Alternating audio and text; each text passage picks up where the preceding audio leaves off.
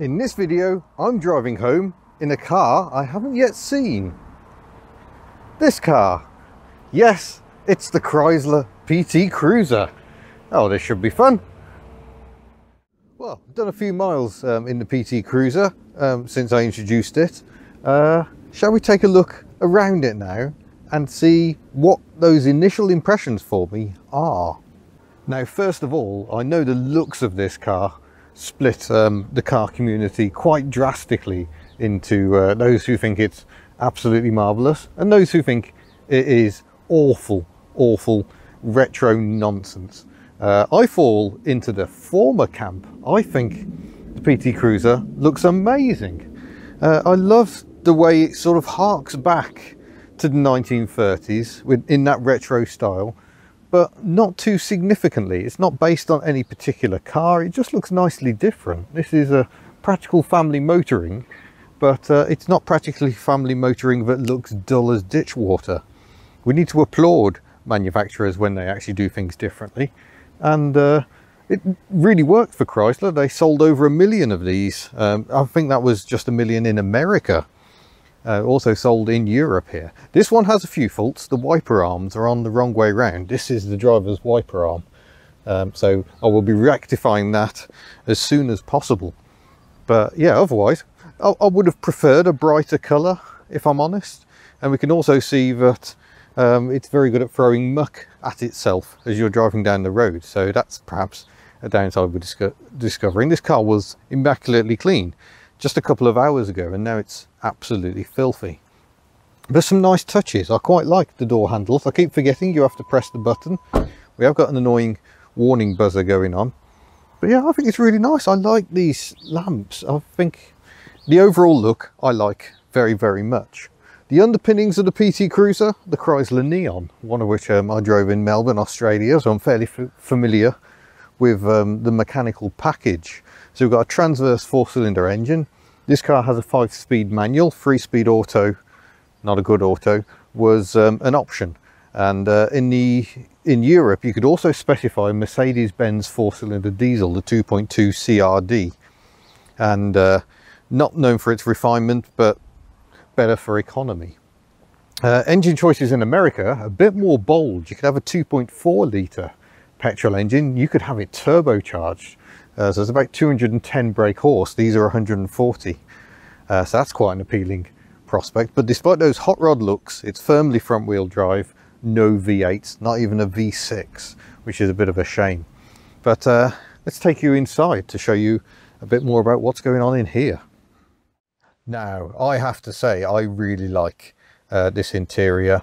It's a little bit retro with this body colour plastic section around the speedo replicated over on the passenger side, but it's not overtly retro. We've got, you know, just normal heater controls, albeit slightly unfathomable, just like in the Chrysler Neon. So we've got a lever to take it from recirculate to normal temperature, various settings, and then we've got some fan speeds that way, or fan speeds with air conditioning that way.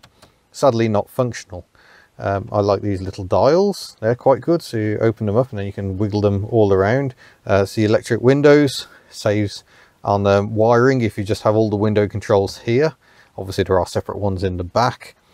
We've got a rear wiper switch, bizarrely is down here, heated rear window, and a headlamp leveling, and a power outlet. Not even a cigarette lighter, it is a power outlet.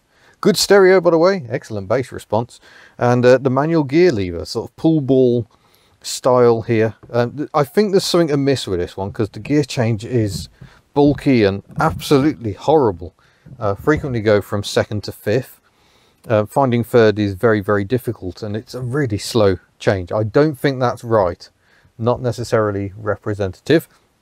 This is the thing on Hubnut, whenever I'm driving these cars, they're usually getting on a bit. This car is a 2003, which incidentally means it was probably produced in Mexico. The vast majority of PT Cruisers were built in Mexico, but for 1 year only, 2002, they were built in Austria at a factory that is now Magna Steyr. But at the time, Daimler Chrysler, trying to broaden their markets, the European cars were built there. But after 1 year, they discovered they were costing $2,000 more per car to build in Austria than they were in Mexico. So after that, they were all produced in Mexico. The controls, the feel of the plastic, not very good. I like the leather steering wheel, but that's horribly shiny. I don't like that very much. Though I will just say the windscreen is quite steep, and that means you don't get too much in the way of reflections, other than this centre vent showing there. But the feel of the stalks, that's horrible. Really flimsy, nasty. I haven't felt plastic stalks that horrible since my City Rover. Wipers over this side. We've got issues with wipers, which we'll discuss later.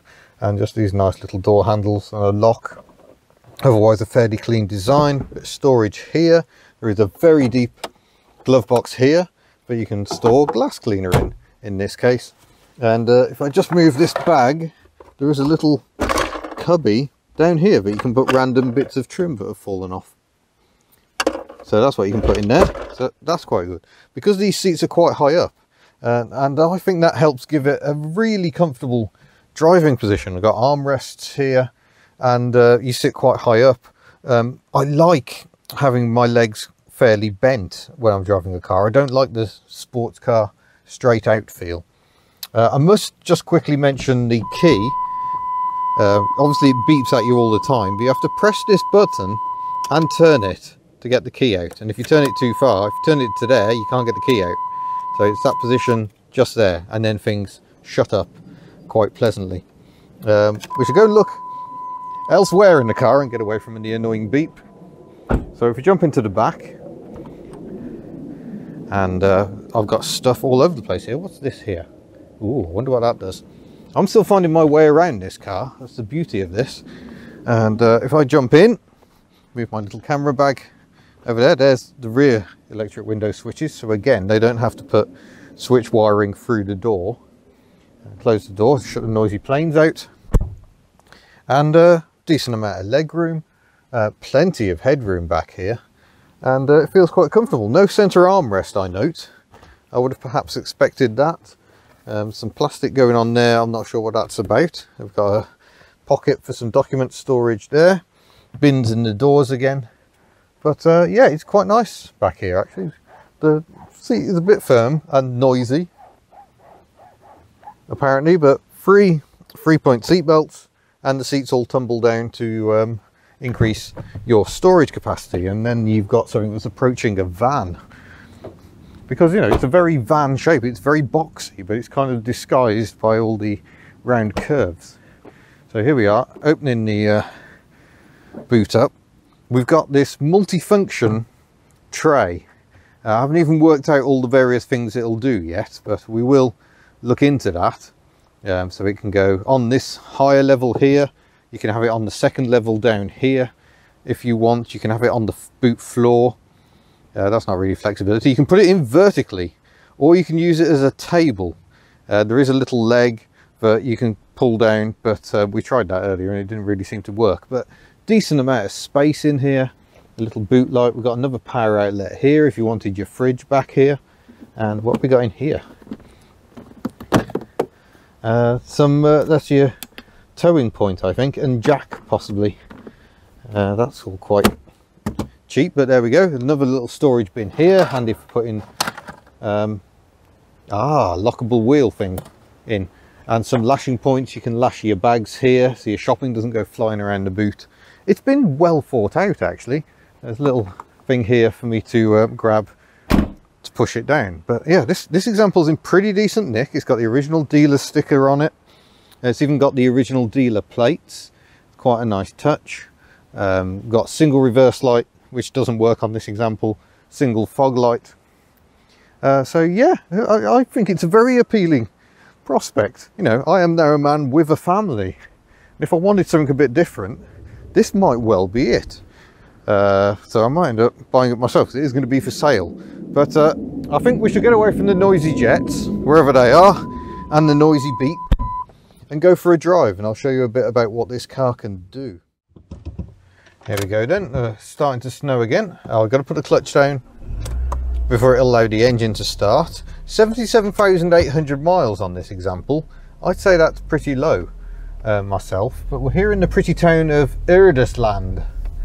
I'm not sure how you pronounce it, but a very old village. So we're going to have a mooch through that in our Mexican-American car. So the ride initially is a bit fumpy bumpy, but I must say the engine is very tractable.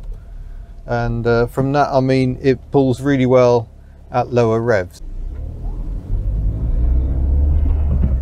There we go, tiny little village roads. But yeah, the wipers, not good times. This one's going straight off the top of the windscreen.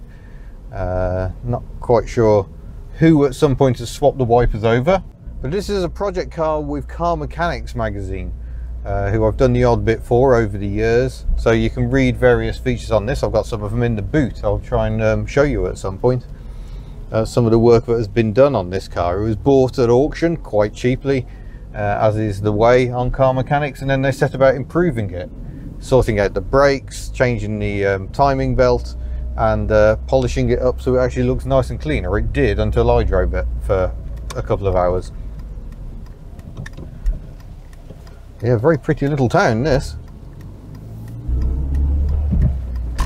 But the gear change is just, it's stubborn and vague. It's definitely not a strong point. Just starting to gently snow on us, which is causing me some mild peril, because I've got to get all the way back to Wales. We're still on the English side of the border at the moment, so we've got to cross the whole of Wales to get back home. But yeah, it's just, you know, fairly pleasant to drive. It's docile. It just behaves quite nicely. The steering isn't demonstrating any superb amount of feel, but it tracks straight and true and is very nicely weighted for minimal effort. But while the engine is very tractable and pulls well at low revs, it doesn't mean it's not fun to do this.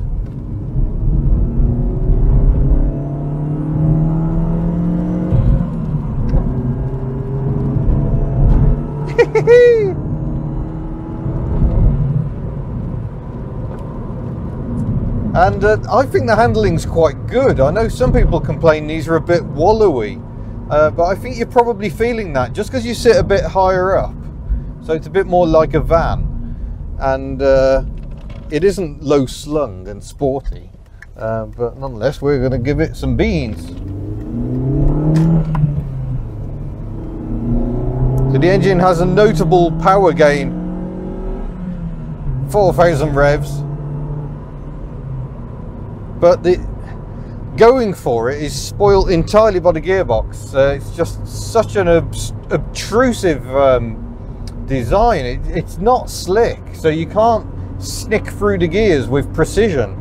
I still find myself not entirely trusting it. I might put some lights on, it's getting a bit dark and gloomy, but you can pull from about 30-35 miles an hour in top gear. It's a very clean pulling engine, and I like that. That just gives the car an effortless vibe. It backs up that cruiser part of its name.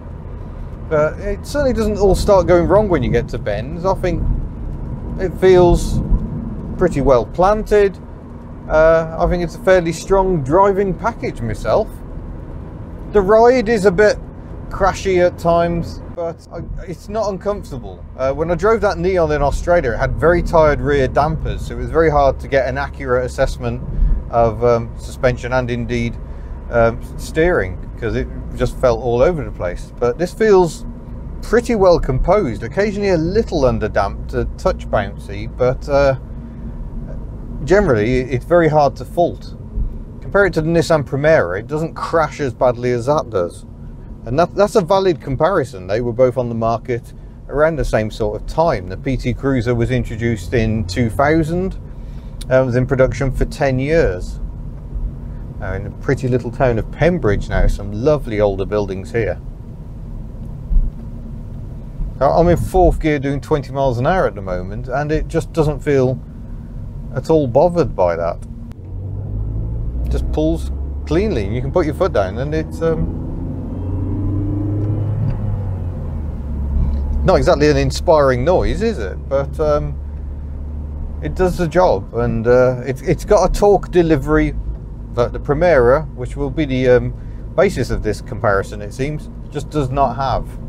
Oh, here comes the snow again. This might end up being a lively road test.